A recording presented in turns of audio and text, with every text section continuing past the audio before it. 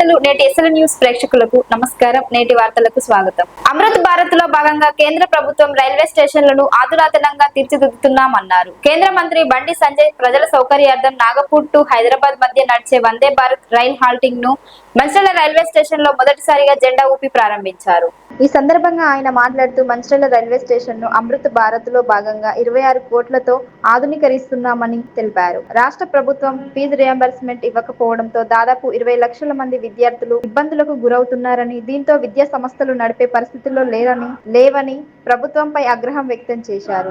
రైతులకు యూరియా గత 10 సంవత్సరాల్లో ఎప్పుడూ కొరత రాలేదని, కాంగ్రెస్ ప్రభుత్వం యూరియాను బ్లాక్ లో అమ్మడంతో రైతులు ఇబ్బందులకు గురవుతున్నారని ప్రభుత్వంపై విరుచుకుపడ్డారు. ఆరోగ్యశ్రీ బిల్లులు 1200 కోట్లు చెల్లించకపోవడంతో సామాన్యులకు ఆరోగ్యశ్రీ పథకం అందుబాటులో లేకుండా పోయిందని, ప్రభుత్వ ఉద్యోగులకు జీతాలు ఇచ్చే పరిస్థితుల్లో ఈ ప్రభుత్వం లేదని ఎద్దేవా చేశారు. స్థానిక ఎన్నికల్లో ఓడిపోతామని భయంతో ఎన్నికలు పెట్టడానికి ప్రభుత్వం ముందుకు రావడం లేదని అన్నారు. ఈ కార్యక్రమంలో రాష్ట్ర మంత్రి వెంకటస్వామి, ఎంపీ గడ్డం Vamsa Krishna, MLC Anji Reddy, collector Kumar Deepak, railway అధికారులు పాల్గొన్నారు.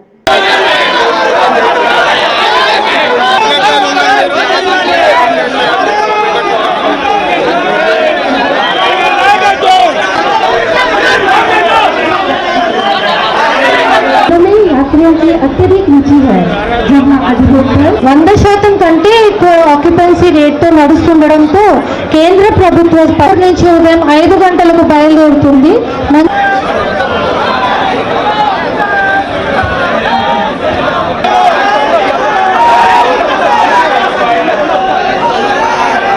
Railway once again extends a hearty welcome to the distinct Peddapalli to the state.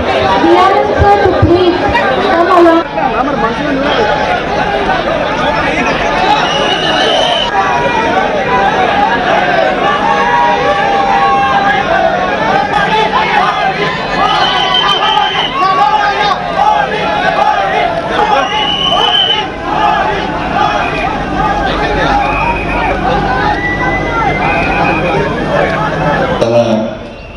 బడుగు బలహీన వర్గాలుగా వందే భారత్ ట్రైన్ యొక్క స్టాపేజ్ సందర్భంగా ఏర్పాటు చేసినటువంటి వేదికపడినటువంటి పెద్దలు, గౌరవ రాష్ట్ర మంత్రివర్యులు, మాజీ భారతీయ జనతా పార్టీ నాయకులు, ఎందుకంటే వివేకానంద తెలుసు, మోడీ గారు ఏం చేస్తారో ఎట్ చేస్తారో అన్ని తెలుసు వివేకానంద. మా వివేకానంద గారికి, మా గౌరవ పార్లమెంట్ సభ్యులు, యంగ్ పార్లమెంటేరియన్ వివేక్ గారికి, మన వంశీ గారికి, ఈ అంజనని ఎందుకు గెలిపించడం అర్థం కాదు. కానీ ఎప్పుడు అయితే మంచిర్యాలు, అయితే పెద్దపల్లి, అయితే కరీంనగర్ ఇవి గురించి మాట్లాడుతున్నారు. వందే భారత్ అనేది ఒక చరిత్ర సృష్టించింది. దేశవ్యాప్తంగా ఇవాళ ఇంత demand railway Vande Bharat demand అంటే దేశవ్యాప్తంగా 150 వందే భారత్ ట్రైన్లను 2019 సంవత్సరంలో నరేంద్ర మోడీ గారి యొక్క సహస్థంతో మనం ప్రారంభించడం జరిగింది. మన 116 బొగిలు ఉంటుంది. అది ఒక్క వందే భారత్ ట్రైన్ తయారు చేయాలంటే 130 కోట్ల అవసరం ఉంటుంది. తెలంగాణ రాష్ట్రంలో 5 వందే భారత్ ట్రైన్స్ నడుపుతున్నాం మనం. 5 అతి త్వరలోనే హైదరాబాద్ నుంచి పూణే, హైదరాబాద్ నుంచి నాందేడ్, ఇంకా 2 వందే భారత్లను కూడా మనం ప్రారంభించబోతున్నాం. ఇది తెలంగాణ రాష్ట్ర ప్రజలకు ఒక శుభవార్త. ఒకటి, తెలంగాణ రాష్ట్రానికి సంబంధించి రైల్వే సంబంధించి కానీ, జాతీయ రహదారులు కానీ అన్నిటికీ సంబంధించి కూడా కేంద్ర ప్రభుత్వము సరైన దిశలో ఒక ప్లాన్ ప్రకారం నిధులు కేటాయిస్తున్న విషయం వాస్తవం. ఎందుకంటే 2014లో తెలంగాణ రాష్ట్రానికి రైల్వే డిపార్ట్మెంట్ సంబంధించి కేటాయించిన బడ్జెట్ ఏంటంటే కేవలం 258 కోట్లు మాత్రమే. ఈ ఆర్థిక సంవత్సరం నరేంద్ర మోడీ గారి ప్రభుత్వం రైల్వే శాఖకు కేటాయించిన, తెలంగాణ రాష్ట్రానికి కేటాయించిన బడ్జెట్ ఏంటంటే 5300 కోట్లు. దాదాపు 20 రేట్లు అధికంగా మనం తెలంగాణ రాష్ట్రానికి. సరే, రాష్ట్ర ప్రభుత్వం కూడా ప్రతిపాదన పంపడం, రాష్ట్ర ప్రభుత్వం కోరడం, నరేంద్ర మోడీ గారికి అధికారంలోకి వచ్చిన తర్వాత, ఒక్కసారి అధికారం చేపట్టిన తర్వాత ఈ రాష్ట్రము ఆ రాష్ట్రము ఈ పార్టీ ఆ పార్టీ అనేది భేదాభిప్రాయాలు ఉండనుండే. అన్ని రాష్ట్రాలు అభివృద్ధి చెందనే ఈ దేశం అభివృద్ధి చెందనప్పుడు విశ్వాసం నమ్మకంతో మాత్రమే నరేంద్ర మోడీ గారు అన్ని రాష్ట్రాలకు సహకరిస్తున్నారు. దానిలో భాగంగానే తెలంగాణ రాష్ట్రానికి సహకరిస్తున్నారు. ఇప్పుడు కూడా దాదాపు 40 రైల్వే ప్రాజెక్టులు ఇవాళ పనులు నడుస్తూ ఉన్నాయి. దాదాపు 4,300 కిలోమీటర్ల యొక్క వర్క్స్ ఇంకా పెండింగ్ ఇంకా నడుస్తూ ఉన్నాయి పనులు కూడా. ఇప్పటి వరకు తెలంగాణ రాష్ట్రానికి ఈ 10 సంవత్సరాల్లో 42,000 కోట్ల రూపాయల బడ్జెట్ ను ఇలా ఖర్చు చేస్తాం మనం తెలంగాణ రాష్ట్రానికి. ఈ 40 ప్రాజెక్టు పూర్తి కావాలంటే ఈ 10 సంవత్సరాల్లో దాదాపు 80,000 కోట్ల రూపాయలను ఖర్చు చేయడానికి కేంద్ర ప్రభుత్వము ప్రణాళికలు సిద్ధం చేసింది. ఖర్చు చేయడానికి కూడా సిద్ధం ఉంది ఈ 40 ప్రాజెక్టు పూర్తి కావడానికి. ఇట్లా ఈ విధంగా మనం చేస్తున్నాం. అమృత్ భారత్ పేరుతోని మన రామగుండం, కరీంనగర్, సికింద్రాబాద్, నాంపల్లి ఇట్లా అనేక స్టేషన్లను అమృత్ భారత్ కింద ఇవాళ ఎయిర్పోర్ట్లను మైమరిపించే స్థాయిలో ఇవాళ ఆధునీకరించే ప్రయత్నం ఎవరైనా చేస్తున్న విషయాన్ని గుర్తుంచుకోండి. నేను అనేది చెల్లపల్లి టర్మినల్ పోతే అది ఎయిర్పోర్ట్ అన్ని సౌకర్యాలు కల్పించే ప్రయత్నం చేస్తున్నటువంటి విషయాన్ని మనం గుర్తుంచుకోవాల్సిన అవసరం ఉంది.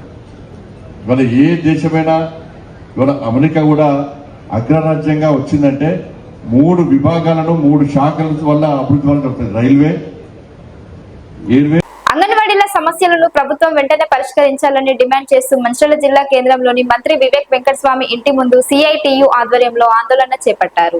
ఈ సందర్భంగా అంగన్వాడీ యూనియన్ రాష్ట్ర అధ్యక్షురాలు మాట్లాడుతూ రాష్ట్ర వ్యాప్తంగా ప్రభుత్వం అంగన్వాడీల సమస్యలను పరిష్కరించాలని ఆందోళనలు చేపడుతున్నామని తెలిపారు. ఉదయం 9 గంటలకు మంత్రి వివేక్ చర్చలకు పిలిపించి మమ్మల్ని అక్రమంగా అరెస్టు చేస్తున్నారని, అరెస్టు చేసిన వారందరినీ వెంటనే విడుదల చేయాలని అన్నారు. ప్రభుత్వం అధికారంలోకి రాగానే మాకు 18,000 వేతనం ఇస్తానని హామీ ఇచ్చారని, రిటైర్మెంట్ బెనిఫిట్స్ కల్పించాలని కోరారు. ప్రభుత్వం ఆ సమస్యలను వెంటనే పరిష్కరించకపోతే రాష్ట్ర వ్యాప్తంగా ఆందోళనలు చేపడతామని హెచ్చరించారు.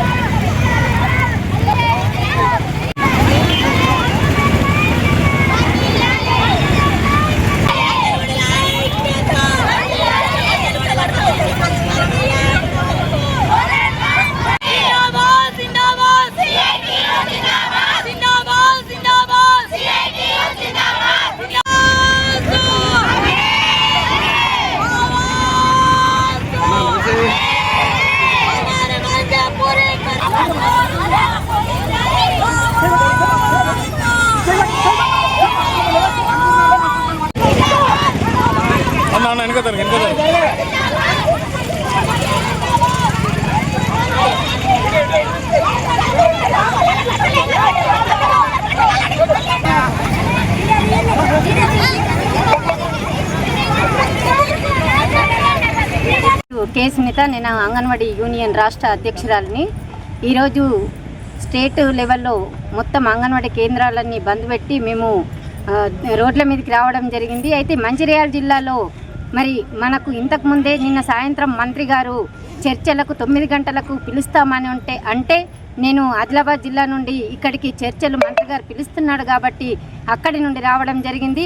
కానీ ఇక్కడ తీరా చూస్తే అసలు 7 గంటల నుండే అరెస్టులు చేయడం మొదలుపెట్టారు. ఇది అన్యాయం. ఎందుకంటే ప్రభుత్వము మేము సానుకూలంగా మంత్రులకు మా వాయిస్ వినిపించాలని మేము ఇక్కడి వరకు వస్తే మరి మంత్రి గారు కానీ అదే రాజకీయ నాయకులు కానీ మరి ప్రభుత్వం కానీ మహిళలని చూడకుండా ఎక్కడికక్కడ ఈడ్చుకు వెళ్ళి అరెస్టులు చేయడం మేము ఇది అంగన్వాడీ యూనియన్గా మేము ఖండిస్తూ ఉన్నాము. అలాగే సిఐటి నాయకులను కూడా ప్రొద్దున నుండే అరెస్టులు చేయడం జరిగింది. రాష్ట్ర వ్యాప్తంగా కూడా ఈ అరెస్టులను మేము ఖండిస్తున్నాం. బేషరతుగా వాళ్ళను విడుదల చేయాలని కూడా డిమాండ్ చేస్తూ ఉన్నాము. పిఎం శ్రీ అలాగే ప్రీ ప్రైమరీ అన్ని అంగన్వాడీ కేంద్రాలకు ప్రభుత్వం తీసుకువచ్చింది. ఇది తీసుకువస్తే మేము 50 సంవత్సరాల నుండి ఐసిడిఎస్ను మేము నడిపిస్తూ ఉన్నాము. ఈ పిఎం శ్రీ కనుక అంగన్వాడీ కేంద్రాలలో నిర్వహించాలి. ఒకవేళ నిర్వహించకపోతే మేము పెద్ద ఎత్తున ఇదే కాదు 24 రోజుల సమ్మె కూడా గత ప్రభుత్వం చూసింది. ఈ ప్రభుత్వం కూడా చూడాల్సి ఉంటే మరి ఈ పిఎం శ్రీని పక్కకు నడపాలి, లేదంటే అలా అంగన్వాడీ కేంద్రాలలోనే నడపాలి. అలాగే ఇంగ్లీష్ మీడియము కొత్తగా తీసుకువచ్చింది.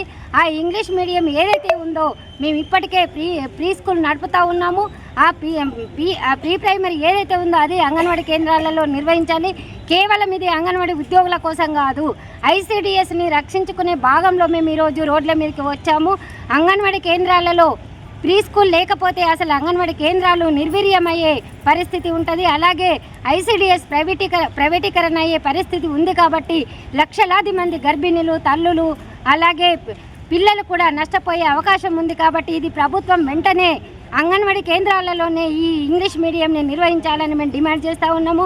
అలాగే ప్రభుత్వం వచ్చిన వెంటనే 18,000 వేతనం అంగన్వాడీ కేంద్రాలకు ఇస్తానని చెప్పింది. అది కూడా ఖచ్చితంగా అమలు చేయాలని మేము డిమాండ్ చేస్తూ ఉన్నాము. అలాగే రిటైర్మెంట్ బెనిఫిట్స్ టీచర్లకు 2 లక్షలు, హెల్పర్లకు 1 లక్ష రూపాయలు ఇస్తామని గత చర్చలలో మన మంత్రి సీతక్క గారు హామీ ఇచ్చారు. కానీ ఇప్పటి వరకు కూడా అది అమలు చేయలేదు. అది వెంటనే అమలు చేయాలని మేము ఈ సందర్భంగా డిమాండ్ చేస్తూ ఉన్నాము. అంగన్వాడీ ఉద్యోగిని, Telangana anganwadi teachers and helpers union CITU అనుబంధము. నేను రాష్ట్ర కార్యదర్శిని. ఏదైతే అంగన్వాడీల సమస్యలు పరిష్కరించమని మేము ఇవాళ మంత్రులకి వినతి పత్రం ఇవ్వడం కోసము సామరస్యంగానే మేము వచ్చాము. అయినా దుర్మార్గంగా మేము ఇళ్ల నుండి వెళ్ళేటప్పుడు కూడా అందరినీ అరెస్టులు చేశారు. అసలు ఎందుకు అరెస్ట్ చేస్తున్నారో అర్థం కాని పరిస్థితులలో మా కుటుంబాలలో కూడా ఆందోళన చెందుతూ ఉన్నారు. అసలు మేము న్యాయమైన డిమాండ్లు అడుగుతా ఉన్నాము. కాంగ్రెస్ ప్రభుత్వం రాష్ట్రంలో అధికారంలో రాకముందు మేనిఫెస్టోలో పెట్టింది 18,000 వేతనం ఇస్తామని చెప్పేసని, అవి ఇయ్యకపోగా మనకు పిఎం శ్రీవై అని చెప్పేసని ప్రీ ప్రైమరీ సెక్షన్ అంతా కూడా 4+ ఉన్న పిల్లలందరూ కూడా వాలంటీర్స్ని పెట్టి మా స్కూల్స్కి వచ్చే పిల్లల్ని మా నుండి దూరం చేస్తూ ఉన్నది. మమ్మల్ని ఏమో జీత బత్యాలకు తగ్గించేసి అసలు ఎలాంటి అలవెన్సులు లేకుండా, ఇంక్రిమెంట్లు లేకుండా, టీఏడిఎల్ లేకుండా అనేక ఇబ్బందులకు మేము గురైతా ఉన్నాము. మొబైల్ లేవు, ఆఫ్లైన్ వర్క్ ఆన్లైన్ వర్క్ చేపిస్తూ ఉంది. ఎప్పుడో 2017లో ఇచ్చిన ఫోన్లు 2G ఫోన్లు అసలు అవి పనిచేస్తలేవు, అనేక ఇబ్బందులకు గురి చేస్తూ ఉంది. ఆ ఫోన్లో పనిచేసే క్రమంలో జీతాల కోత విధిస్తూ ఉంది. వచ్చేదే తక్కువ జీతం, అరాకొరా జీతాలలో ఆయాల టీచర్ల జీతాలను కూడా కోత విధిస్తూ ఉంది. ఇది దుర్మార్గము.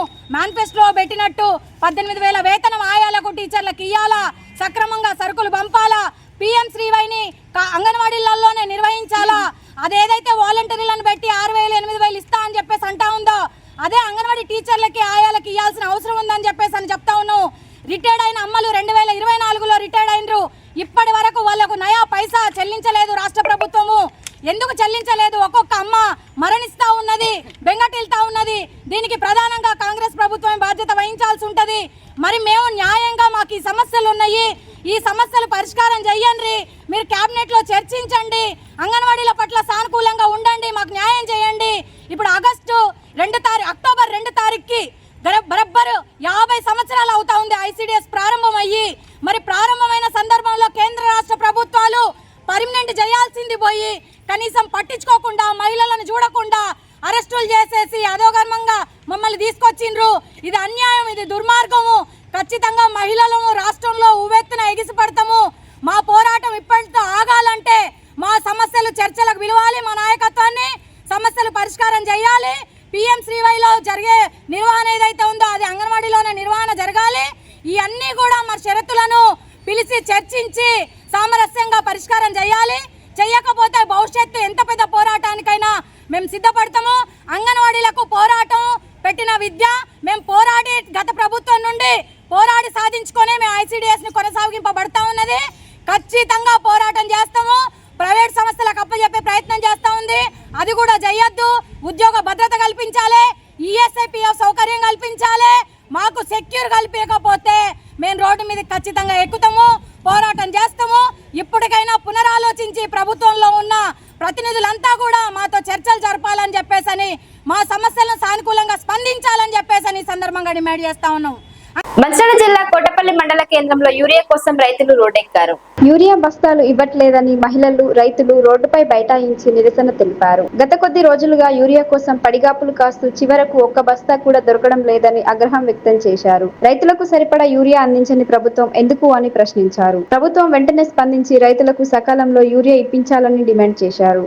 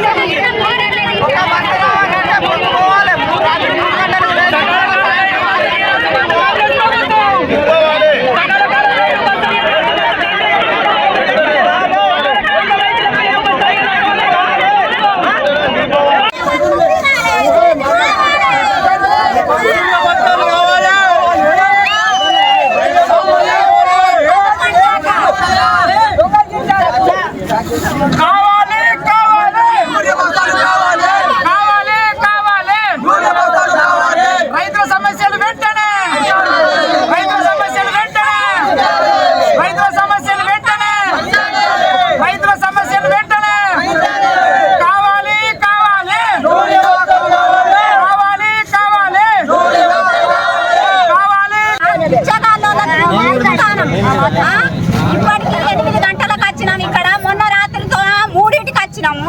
ఒక్క బత్త దొరకలేదు. ఆ రోజు కేసీఆర్ ఉన్న రోజు ఫోన్ చేస్తే ఆటోకి వచ్చిన. ఇవాళ రేవంత్ రెడ్డి వచ్చిండు. రేవంత్ రెడ్డి వచ్చి రైతుల బాధ ఏంటిది? రైతుకి ఏం న్యాయం చేస్తాండు? రోడ్ల పొంటి బిచ్చగాళ్ళ తిరాడుతాండు, ఈడుతాండు. అక్కడ ఇక్కడ మేము ఎంత కాని తిరుగుడు, ఎంత కాని ఒక్క బత్త ఇస్తే ఒక్క బత్త నేడ చేసుడు, బుక్కుడా సచ్చుడా. ఈ రేవంత్ రెడ్డి ఏం న్యాయం చేస్తాడో ఇలా రోడ్డు ఈయన్నే కూర్చొని ఉంటాం.